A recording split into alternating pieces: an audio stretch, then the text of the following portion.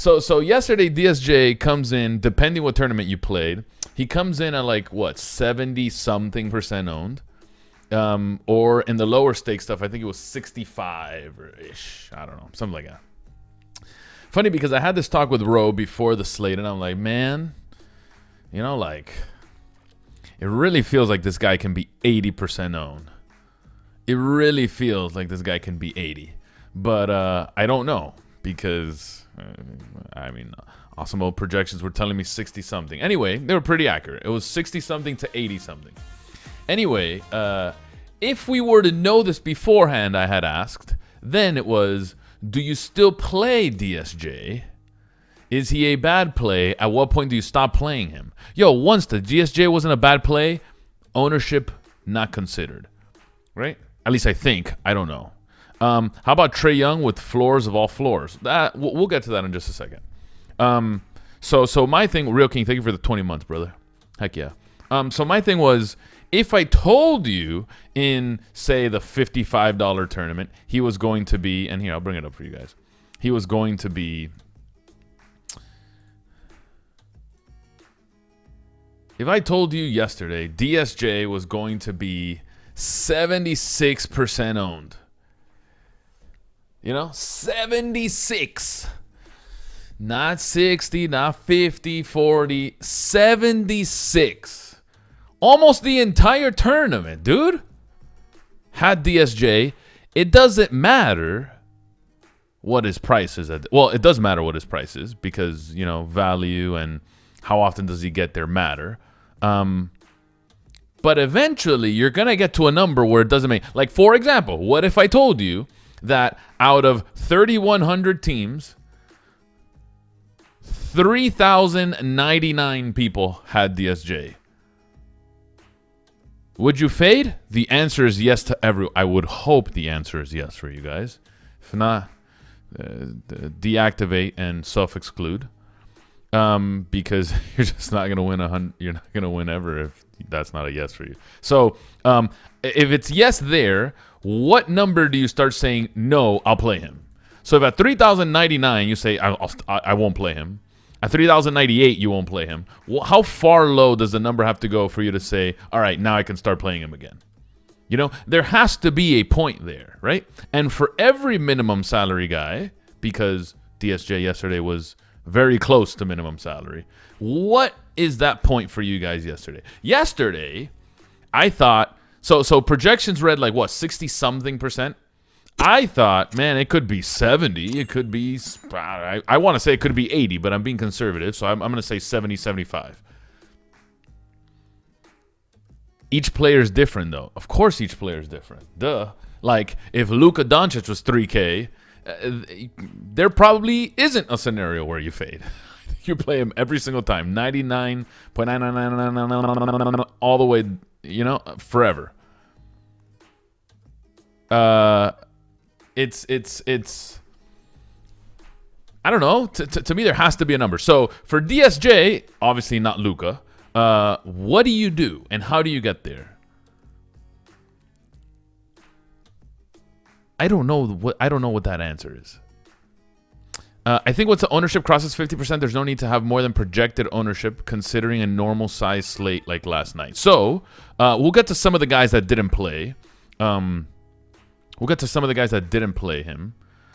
If you look at some of the top lineups, and obviously this is hindsight for just a second, but there's no. By the way, Pet, thank goodness you're here. Thank goodness you're here, Pet. Thank you for that. Thank you for the 10 biddies. Pet, if I told you beforehand, Dennis Smith is 76% owned, do you play him? And we're speaking minimum salary guys only. Minimum salary guys. So he was pretty close to minimum salary. If I told you he's 76, would you play him? Pet says yes. And, okay, at what point do you stop playing him? My honest question to you. At what point do you stop playing him? Because okay, so once the same question to you too. If you play him at 76, at what point do you stop playing him? Or it's just a never. You play him even if he's 100% owned. If all 3,099 people, apart from you, play him, do you still play him?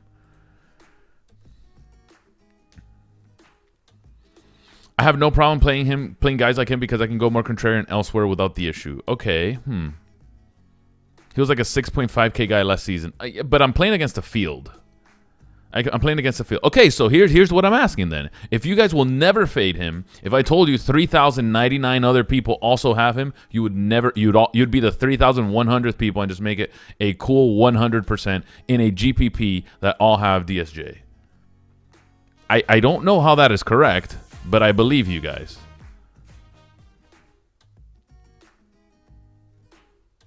In that wild hypothetical, obviously I don't have him then. Okay, so then what? How far down do I have to go for you to start playing him again? Like, would you play him at 90%? Sure, but that's what the other 7 spots are for. I mean, sure. I understand what you guys are telling me. I understand what you guys are telling me, but if I'm trying to maximize my chances of winning, my answer. So I love having these discussions because everyone seems like they're on a different page. For me, I completely faded and I pivoted to Melton. That was my answer to this. I didn't have any and I went to Melton. These are it's fun. I agree, Ro. This is very fun because I see this and I'm just like, remember we talked about it before the slate and you're like, dude, DSJ is going to be like 80% owned. I really feel like fading. And I just said, like, I mean, does he crush 100% of the time? Then we play him, yeah. But he doesn't crush 100% of the time. He doesn't even get there 100% of the time. So it's very difficult for me to play him at that much. That's just my way of thinking. I know I can be wrong, and I'm open to, and that's why we're opening it to you guys. I know we can be wrong. I know there's a level of variance still in NBA, although we feel it's the more projectable sport. But we can't say definitively, you know, Manny, you just have to play him every single time. Going Melton over DSJ is fighting uphill big time. It is fighting uphill big time. Yeah, of course it is. It is fighting uphill big time.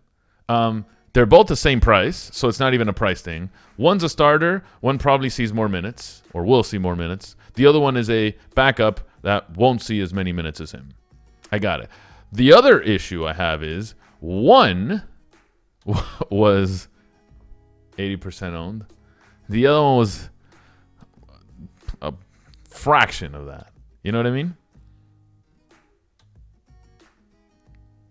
Like you're no. So is playing DSJ fighting uphill to win the tournament at 75%? No, you're just like kind of Xing out a spot and just like having less chances at beating everyone else because now you have to deal with your one less spot than everyone else. That's how I look at it.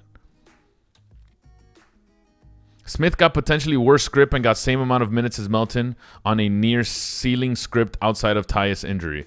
I mean, we know exactly what happened. Trying to explain it after the fact is it's in the range of outcomes is what I'm saying. It's in the range of outcomes. That wasn't a one-time thing. Like if you were to replay this, I don't know, 10,000 times, does that happen one time? No, that doesn't happen one time. That's going to happen multiple times. It's in the range of outcomes. Granted, there's going to be more outcomes where DSJ doesn't finish with 11. He finishes with 12. That he finishes with 13. That he finishes with 14. That he finishes and all the way up to 30. I don't know. Right? Like I feel it's in the range of outcomes. I would say this combo of outcomes was near 2 to 3%. I differ. I still think it's very small, but I don't think it was 2 to 3%. I mean, Pet, maybe you like the Knicks a little bit more than I do, but I think the Knicks are pretty bad. I also don't think DSJ is a very good player.